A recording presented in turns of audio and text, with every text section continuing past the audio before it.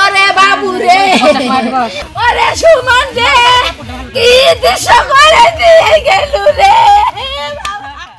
আমি সব কয়টাতে ফোন দিয়েছি, মোবাইল বন্ধ। আমার ভাগ্নে পরে ফোন দিয়ে বলছে যে মামি মামার সাথে কথা হয় নাই তোমার, আমার ভাগ্নে ফোন দিচ্ছে। তাই বললাম না বাবা, কোনো সমস্যা হলে আমাকে বলো তোমরা। তারপরে বলছে যে মামা আর নাই। না কী কারণে কীভাবে হলো, সবাই বলছে যে ওই জায়গায় আপনি আগুন লাগছে। কীভাবে আগুন লাগছে, তো রুমে মানে 17 জন নাকি ছিল।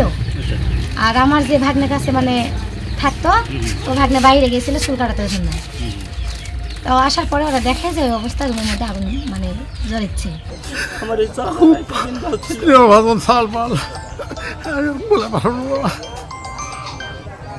খুবই ভালো ছেলে।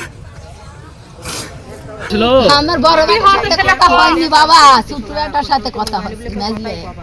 কসে মারো কি করি তুমি, বলি বাবা বসে আছি, মা ভাত খাসু হতে হুঁ, বাবু কাকু হতে মারিছে মা হারে দুই ভাইও। কি হয় বাবা, তে কারখানা নিয়ে বাবু কাকু কারখানা মোহন ভাই লিবে না, বাবু ছেড়বে না। গোলামে বেটা খেদে দিয়ে থিয়ে আসে বাবা হাঁকড়েবে না, আজকে মরণ হবে। ওই শেষ কথা কছি বাবারও। টাঙ্গাইলের চারপাশা চাপাড়া আমার দুই ছেলে, আবার যে কলি টলি জানের বেটা, এরা এই পাশের দোকান করে একই সাথে আছে। ওই বাবু তখন 2 ঘন্টা আগে 10 মিনিট আগে কারখানা ঢোকার পর 10 মিনিট আগে ঢোকার পর তখন সাওয়ালের সাথে কথা, জানের বেটার সাথে কথা হওয়ার পর কিছুক্ষণ পরই বাস খায় একবারে সরাসরি। আর গেটে প্রত্যেকটা গেটে তালা।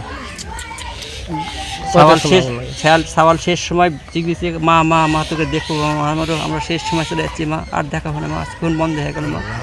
গতকাল 9 আগস্ট সৌদি আরবের রিয়াদ মহানগরীর শিবা থানাধীন মুসা সানায়া শিল্প এলাকায় বাংলাদেশি কর্মীদের পরিচালনায় একটা সোফা তৈরি কারখানায় আগুন লাগে শর্ট সার্কিট থেকে, বৈদ্যুতিক শর্ট সার্কিট থেকে। এবং আগুন লাগার ফলে ওখানে 16 জন বাংলাদেশি প্রবাসী মৃত্যুবরণ করে।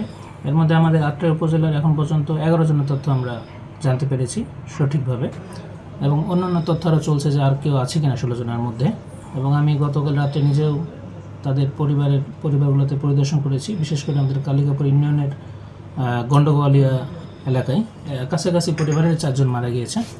এবং এখান থেকে আমরা দূতাবাসে যোগাযোগ করছি যে এই নিহতের লাশগুলো যেন দ্রুত আনা সম্ভব হয়, এবং তাদের কী কী সুযোগ সুবিধা রয়েছে বা কী সুবিধা দেওয়া যায়, সরকারি আর্থিক সুবিধা আছে কিনা, সেটা আমরা প্রবাসী কল্যাণ মন্ত্রণালয়ের সাথে যোগাযোগ করছি।